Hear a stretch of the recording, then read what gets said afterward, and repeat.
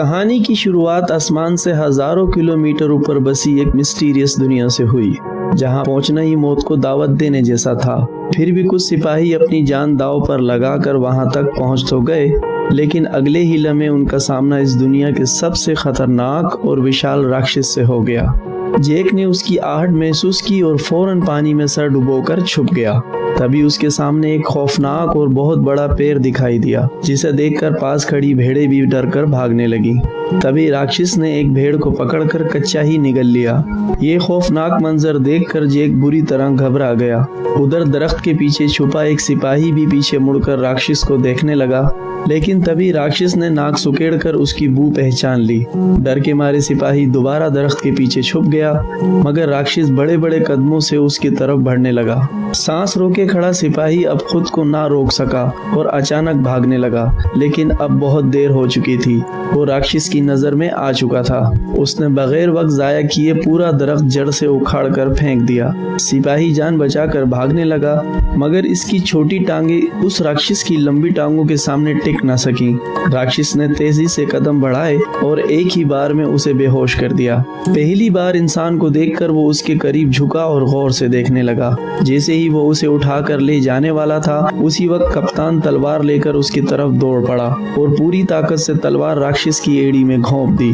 दर्द से तिल मिलाकर राक्षस पीछे मुड़ा, लेकिन अगले ही लम्हे उसने हल्का सा पैर मारकर कप्तान को दूर फेंक दिया। फिर उसने अपने पैर में फंसी तलवार निकाली और दोनों फौजियों को उठाकर खाने के लिए ले गया। दूर खड़ा जेक ये सब कुछ देख रहा था। उसी लम्हे उसे एहसास हुआ कि यहाँ आकर उसने कितनी बड़ी गलती कर दी है। दरअसल कुछ वक्त पहले जेक को एक पादरी की मदद से कई जादुई बीज मिले थे, लेकिन जैसे ही उसकी गर्लफ्रेंड जो एक शहजादी थी जेक से मिलने आई, तभी इन बीजों में से एक बीज पानी में गिरते ही तेजी से बढ़ने लगा, जिससे अचानक पूरा लकड़ी का घर जोर जोर से हिलने लगा और नीचे से अजीब खौफनाक आवाजें आने लगी। दोनों डर के मारे वहां से हिल भी ना सके और तभी अचानक जमीन फट गई और एक खौफनाक बेल घर को चीरती हुई आसमान की तरफ बढ़ गई।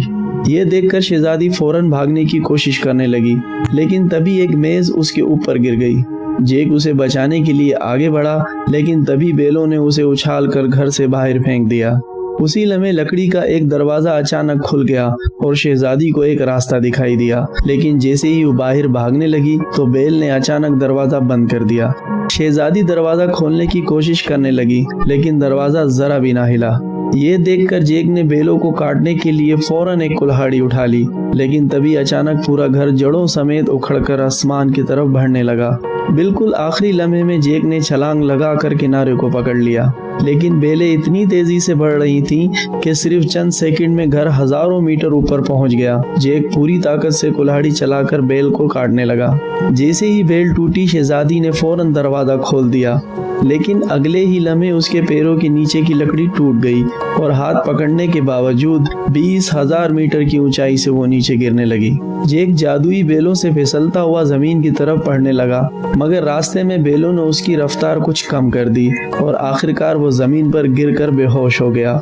लेकिन शहजादी की किस्मत इतनी अच्छी नहीं थी, क्योंकि बेल उसे अपने साथ आसमान की दूसरी तरफ ले गई। अगली सुबह जेक घबराकर जागा और देखा कि सामने बादशाह खड़ा था, जो शहजादी को ढूंढ रहा था। ये देखकर जेक के होश उड़ गए और मजबूरी में उसने पूरी कहानी बादशाह को बता दी। जब जेक ने आसमान की तरफ इशारा किया तो सब ने देखा कि एक बहुत लंबी बेल सीधी आसमान को चीरती हुई ऊपर जा रही थी। जैसे ही बादशाह को सच्चाई का पता चला, उसने एक लम्हा जाया किए बगैर सिपाही का एक दस्ता जेक के साथ शहजादी को बचाने के लिए भेज दिया। जल्द ही सब लोग इस बेल के सहारे ऊपर चढ़ते हुए बादलों के पार पहुंच गए। फिर कप्तान आगे बढ़ा और एक तरफ से दूसरी तरफ स्लाइड करना शुरू कर दिया, क्योंकि शहजादी तक पहुंचने का यही एक रास्ता था। मजबूरी में जेक ने अपनी बेल्ट उतार कर खुद को तैयार कर लिया, लेकिन जैसे ही वो आगे बढ़ने का सोच रहा था, तभी पास खड़े आदमी ने उसे जोर से लात मारकर आगे धकेल दिया। इतनी ऊंचाई देखते ही जेक की हवा टाइट हो गई और स्लाइड करते वक्त उसके हाथ अचानक छूट गए और वो सीधा नीचे जा गिरा। मगर खुशकिस्मती से रास्ते में बेलों ने उसे थाम लिया होश में आते ही वो बगैर रुके दोबारा ऊपर चढ़ने लगा। ऊंचाई पर पहुंचते ही मौसम पूरी तरह खराब हो गया। चारों तरफ तेज तूफान और कड़कती बिजली थी। तभी अचानक एक जोरदार बिजली सीधी एक फौजी पर गिरी, जिससे वो फिसल गया और बाकी सिपाही उससे टकराकर नीचे गिरने लगे। लेकिन आखिरी लम्हे में एक फौजी ने रस्सी को मजबूती से पकड़ लिया, जिसकी वजह से बाकी लोगों की जान किसी तरह बच गई। लेकिन जो फौजी नीचे गिरे थे वो अब हवा में लटके हुए थे। अगर उन्हें फौरन ऊपर ना खींचा जाता तो पूरी टीम खतरे में पड़ सकती थी। तभी रेड्रिक पास खड़े अपने साथी से बोला कि रस्सी काट दो।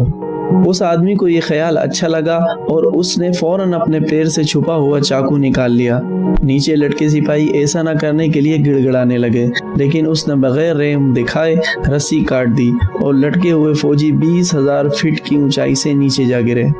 किसी तरह बचे हुए सिपाही ऊपर तक पहुंच गए और तब तक सुबह भी हो चुकी थी। जैक ने जैसे ही पीछे मुड़कर देखा तो वो पूरी तरह हैरान रह गया, क्योंकि बादलों के ऊपर एक मिस्टीरियस दुनिया मौजूद थी।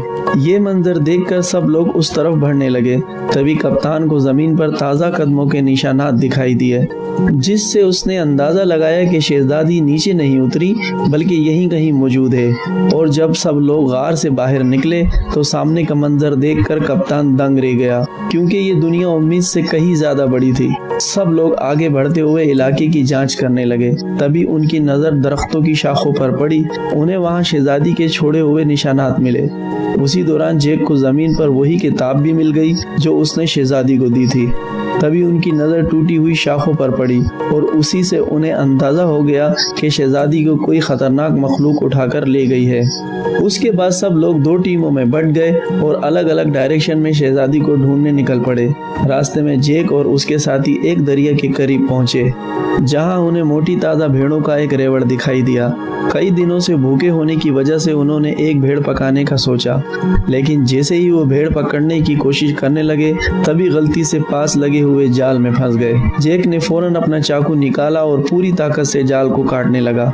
उधर कप्तान भी रस्सी काटने की कोशिश कर रहा था, लेकिन तभी उसकी नजर एक अजीब चीज पर पड़ी। आसपास के सारे कौवे अचानक घबरा कर उड़ गए और तमाम भेड़ें भी एक साथ दूसरी तरफ भागने लगी। कप्तान को कुछ शक हुआ, मगर वो फिर भी रस्सी काटता रहा और जैसे तैसे वो दोनों जाल से निकल गए। लेकिन तभी जंगल से एक खौफनाक आवाज गूंज उठी और उसी लम्हे एक खौफनाक राक्षस उनके सामने आ गया और दोनों सिपाहियों को पकड़कर अपने साथ ले गया। जैक खामोशी से राक्षस के पीछे पीछे चलने लगा ताकि सही मौके मिलते ही अपने साथियों के साथ शहजादी को भी बचा सके। दूसरी तरफ रेड्रिक दोनों सिपाहियों के साथ एक चट्टान के किनारे पर पहुंच गया। गंजे आदमी को लगा कि इस तरह ढूंढते रहना बेकार है और वो कोई दूसरा रास्ता तलाश करने के लिए आगे बढ़ने लगा। लेकिन तभी रेड्रिक ने अपनी चाल चल दी। अरे देखो, वो रही इजाबेल। जैसे ही गंजा आदमी वापस मुड़कर चट्टान के पास आया, तभी रेड्रिक ने मौका का फायदा उठाकर उसे सीधा गहरी खाई में धक्का दे दिया। यह देखकर रेड्रिक का दोस्त जोर जोर से हंसने लगा। तभी एक बहुत बड़े हाथ ने अचानक उसे पकड़ लिया। उसी लम्हे पीछे से एक और पहाड़ जितना बड़ा राक्षस उनके सामने आ गया। रेड्रिक खौफ के मारे वहीं जमीन पर गिर पड़ा और जल्दी जल्दी अपने बैग में कुछ ढूंढने लगा। लेकिन जैसे ही राक्षस उसे पकड़ने के लिए हाथ बढ़ाने लगा, ठीक उसी लम्हे रेड्रिक ने एक चमकता हुआ ताज बाहर निकाल लिया। ताज को देखते ही राक्षस वहीं रुक गए, मानो किसी अनदेखी ताकत ने उन्हें जकड़ लिया हो। दरअसल ये एक जादुई ताज था। जिसके हाथ में भी ये ताकतवर ताज होता, लोग उसकी हर बात मानने पर मजबूर हो जाते। उधर जैक इस राक्षस का पीछा करते करते उनके ठिकाने तक पहुंच गया और वहां का मंजर देखकर वो हैरान रह गया, क्योंकि चारों तरफ खूबसूरत आबशारें और ऊंचे ऊंचे पहाड़ थे जो किसी जन्नत से कम नहीं लग रहे थे। वहीं एक दूसरा राक्षस शहजादी को एक पिंजरे में कैद किए हुए था। फिर वो उसे बाकी राक्षसों के पास ले गया, जहां सारे राक्षस जमा होकर उसकी तरफ देखने लगे। तभी वो राक्षस भी वापस आ गया जिसने कप्तान और उस मोटे सिपाही को पकड़ा था। उसने दोनों को लाकर पिंजरे के पास फेंक दिया। ये देखकर 2 सर वाले राक्षस को शक हुआ कि शायद यहाँ और भी इंसान मौजूद हैं। इसलिए उसने जमीन पर पड़े एक मोटे सिपाही को पकड़ लिया और उसकी गर्दन मरोड़कर उसे जिंदा ही निगल लिया। इसके बाद राक्षस ने उसका जर्रा बाहर थूक दिया। लेकिन जैसे ही वो राक्षस कप्तान को धमकी देने लगा कि वो शहजादी को भी खा जाएगा, तभी पास से एक आवाज आई जिसने सब की तवज्जो अपनी तरफ खींच ली। दरअसल वो आवाज़ किसी और की नहीं बल्कि उसी गद्दार रेड्रिक की थी। उसके सर पर पहना हुआ ताज देखते ही बाकी तमाम राक्षस फौरन घुटनों के बल झुक गए और उसी लम्हे उसका असल मंसूबा सबके सामने आ गया। वो सीधा 2 सर वाले राक्षस के सामने गया और उसे घुटनों के बल झुकने का हुक्म दिया। उसके सर पर ताज देखकर 2 सर वाला राक्षस मजबूरी में झुक गया। फिर रेड्रिक उसके चेहरे पर पैर रखकर आहिस्ता आहिस्ता चलता हुआ तख्त की तरफ बढ़ गया और उसी ही लम्हे से रेड्रिक राक्षसों की दुनिया का नया बादशाह बन गया। उसने इंसानों पर हमला करके पूरी दुनिया फतह करने का ऐलान कर दिया। उसकी बातें सुनकर राक्षसों की फौज बहुत खुश हो गई, लेकिन 2 सर वाले राक्षस के जहन में कुछ और ही चल रहा था। उधर राक्षस ने कप्तान को पकाने के लिए उठाकर सीधा चिपचिपे आटे पर फेंक दिया। वो जितना तड़पता उतना ही उसमें फंसता चला गया। तभी राक्षस आगे बढ़ा और उसने कप्तान के ऊपर एक मुट्ठी आटा फेंक दिया। उसके बाद राक्षस ने एक निहायत घिनौनी हरकत की। उसने कप्तान को मोड़कर एक तरफ रख दिया। तैयारी के बाद अब सिर्फ सब्जियां डालना बाकी रह गया था। जैसे ही वो सब्जियां लेने मुड़ा, उसी वक्त जैक चुपके से वहां आ पहुंचा। जैक को देखकर शहजादी बेहद खुश हो गई, मगर उसने फौरन इशारे से उसे खामोश रहने को कहा। उधर राक्षस अब भी उलझा हुआ था और उसी दौरान जैक आहिस्ता आहिस्ता शहजादी के करीब पहुंच गया।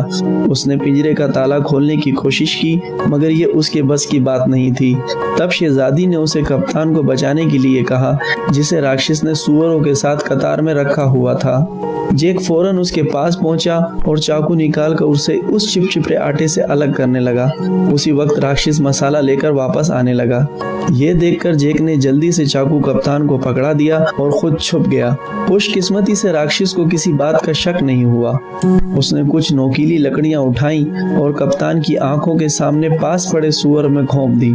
जो सुअर अभी तक चीख रहा था वो फौरन खामोश हो गया। अगला नंबर कप्तान का था। राक्षस ने बगैर रहम किए वार किया, मगर वो थोड़ा सा चूक गया, वरना कप्तान की आने वाली नस्ल का नामो निशान मिट जाता। ये देखकर कप्तान खौफ के मारे बेहोश हो गया। फिर राक्षस ने उन सब को उठाकर पास जलती हुई भट्टी में रख दिया। अब उन्हें बचाने वाला वाहिद जैक ही था। उस वक्त जैक लोहे की एक अंगीठी के ऊपर पहुंच चुका था और राक्षस को उसकी खबर तक नहीं थी। तभी राक्षस ने एक तेज धार चाकू उठाया और सीधा शहजादी की तरफ बढ़ गया। उसने बगैर देर किए हाथ अंदर डालकर शहजादी को बाहर निकाल लिया और मेज पर रखकर उसे काटने की तैयारी करने लगा। लेकिन तभी जैक ने चुपके से पास रखा एक भारी चाकू उठा लिया। बेखबर राक्षस शहजादी पर वार करने ही वाला था कि उसी लम्हे जैक ने चाकू सीधा उसकी पीठ में घोंप दिया।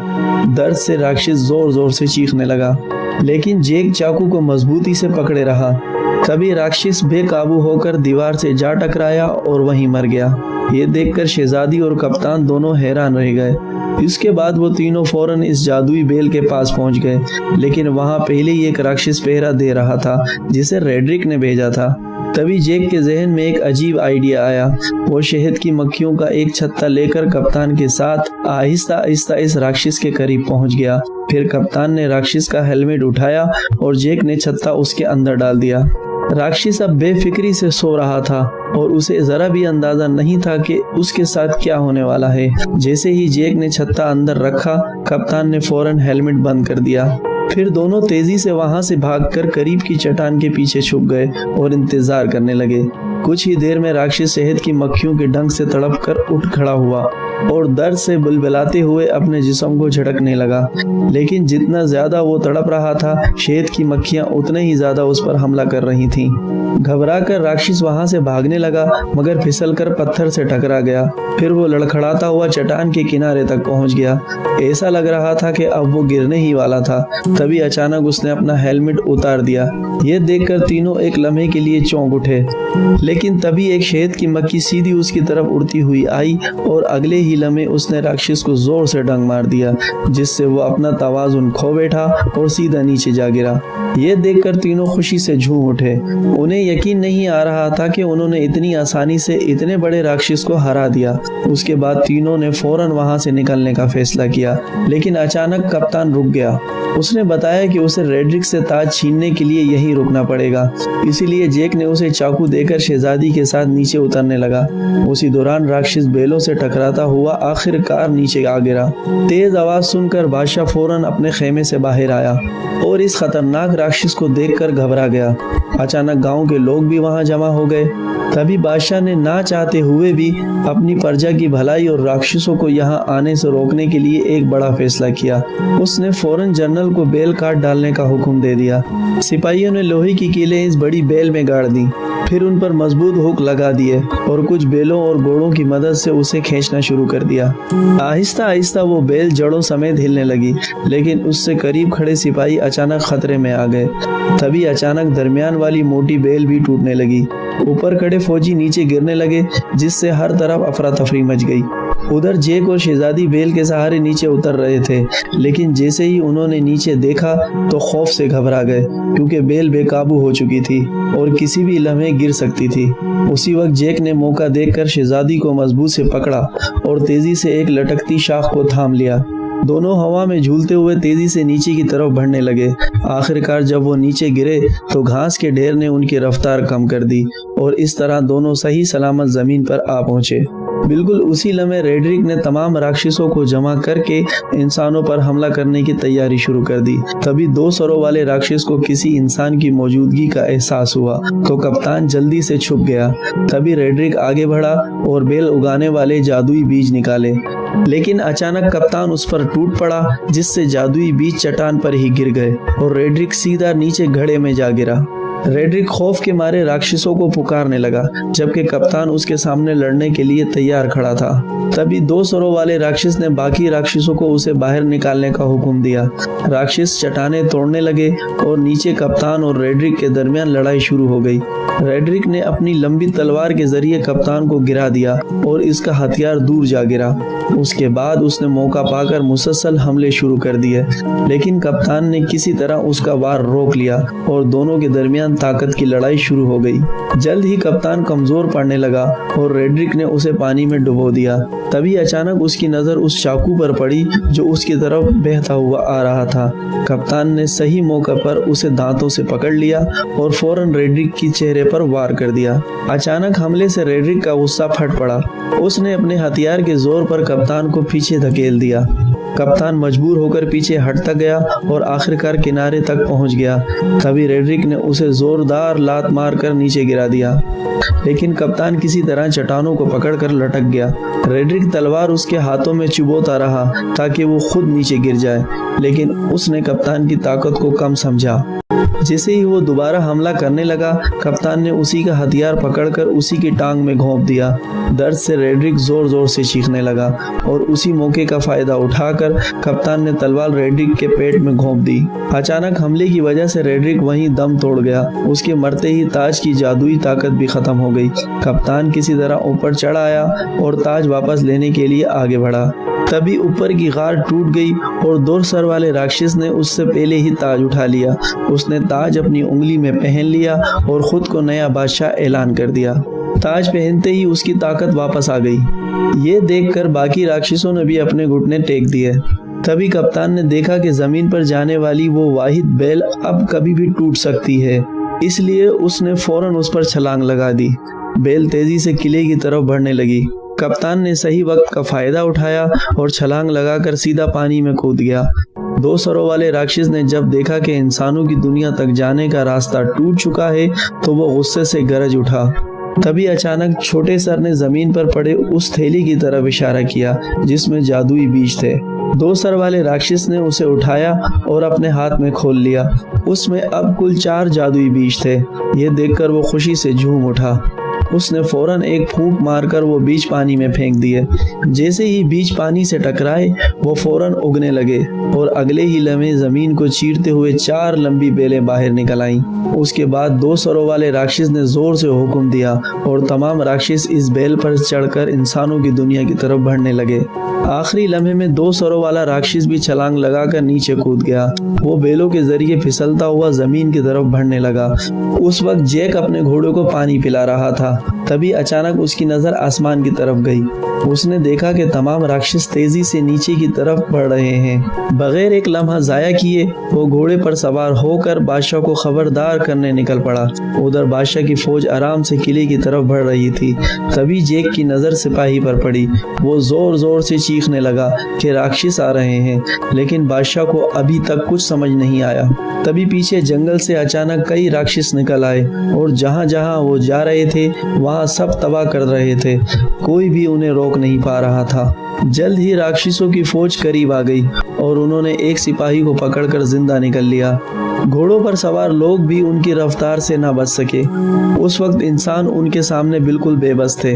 तभी एक गोल चेहरे वाले राक्षस ने पास की पंचक्की का पंखा तोड़कर शहजादी के तरफ फेंक दिया, जो जमीन पर गिरते ही सब कुछ चिकनाचूर कर गया और बादशाह का ताज भी गिर गया। उधर किले पर पहरा दे रहे सिपाहियों ने बादशाह की फौज को आते देखा और फौरन अंदर जंग की तैयारी शुरू कर दी। कप्तान ने फौरन तमाम फौजियों की मदद से खंदक में तेल डलवाया ताकि दुश्मनों को रोका जा सके। जैसे ही बादशाह की फौज किले के करीब पहुंची, उसने तीर चलाने का हुक्म दे दिया और देखते ही देखते सैकड़ों चलते हुए तीर दुश्मनों की तरफ छोड़ दिए गए। जैसे ही ये तीर तेल से टकराए, चारों तरफ आग भड़क उठी और उसी दौरान बादशाह की फौज महफूज तौर पर किले के अंदर पहुंच गई।